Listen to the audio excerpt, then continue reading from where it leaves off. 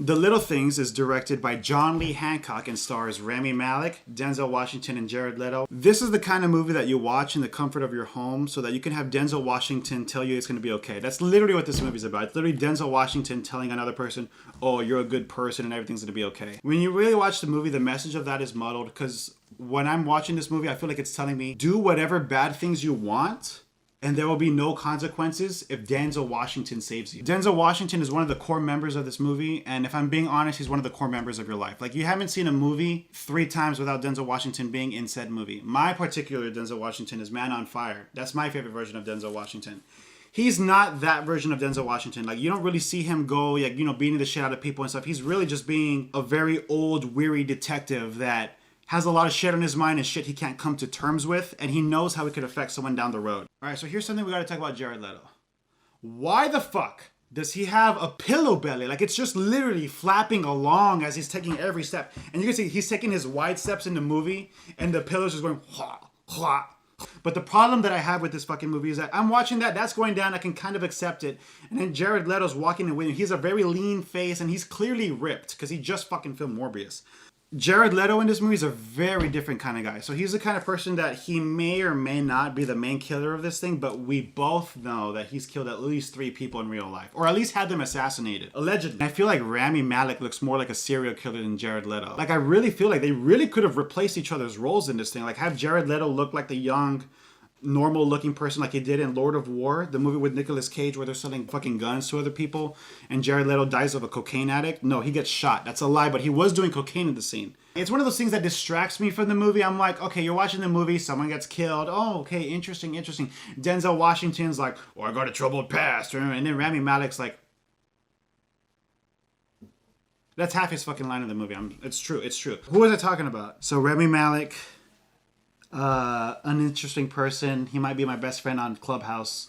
Rami Malek, I can tell he saw Seven and was like, oh, fuck, I have to be a compelling character, but don't try to be like Brad Pitt. At that point, you're already handcuffing yourself, and he really thinks that at that point, just go. His wife comes in, and his daughters, and he looks like he hates his life. Like, with his family, like, you think you have the badass pool, the nice house, the 2 daughters, and the happy wife. He sees, like, the little red thing. Denzel, like, lies to him. That's the only cool thing about this movie, though, is that this movie has, like, a message in terms of, like, you can lie to someone if it really keeps them away from harm and, like, you know, the destruction of their own selves. But at the same time, I'm like, that kind of leaves Rami Malek's character inconsequential. You can't do anything with him. Like, oh yeah, he just witnessed a lot of dumb shit and he can't really learn from it because in his mind, oh, well, it doesn't matter because I killed the right guy. You know? Not the right kind of fucking thing I would like to see in like a 2-hour movie. If this was an HBO Max miniseries, like their version of True Detective, but no, they wanted to do a movie, blah, blah, blah, blah, blah, put it out in January. And this is what you get. You're going to see a lot of analysis videos on like, what does the ending mean? The ending explained. Because a lot of the audience, my one view, the 2 views I'm going to get from this fucking thing, they're going to look up the ending because they don't understand what the fuck happened. You're going to notice that there's a lot of striking similarities that people are comparing to Seven. And it's just something I picked up on my own. But as I started watching like other people talk about their opinion on fucking The Little Things. Great title, by the way. It really makes sense to me because you have like an old grizzled guy working with a young detective. In this case, Denzel and Rami Malek as opposed to Morgan Freeman and Brad Pitt. So you've got an elderly dude and a young guy trying to find a case on what's going on with these murders. Oh boy, is that The Little Things or is that Seven? Hint, hint, it's both of them. The only difference though is really going to be the ending. It's different kinds of twists at the end, but at the end of the day, I will say that The Little Things is just a lesser version of Seven. If I was able to rename The Little Things and knowing it's a lesser version of Seven, I would have just called it Six. It's a very average movie. This is the kind of movie like you're not going to hate yourself for watching it if you already have HBO Max. So at the end of the day, someone's just going to fucking ask me, hey, do you think I should see this movie? Well, I have 2 answers for this question. It's not going to be a yes or no, but it is. If you have not seen Seven already, don't watch this movie. Watch Seven instead, because you're going to get the same movie, but with a better ending. You really are.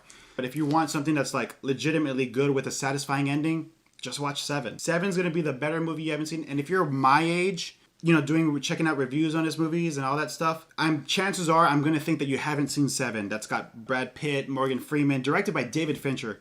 Watch that instead if you haven't watched this. I know you don't get a lot of reviews saying, oh my god, yes or no, or I give it a 10 out of 10 or a 0 out of 0. I'm just going to say, if you've seen this, watch 7. If you haven't seen this, go ahead and watch it. And don't hate me if you don't like it, because I don't want you to accuse me for wasting 2 hours of your precious time. But if you want me to waste even more of your time, I'm going to be doing a WandaVision review on the first 4 episodes, and you guys might be able to like that. Thanks for watching this video. If you guys don't want to subscribe to my OnlyFans, you can definitely like, share, and subscribe this video so you don't have to go into the other pictures.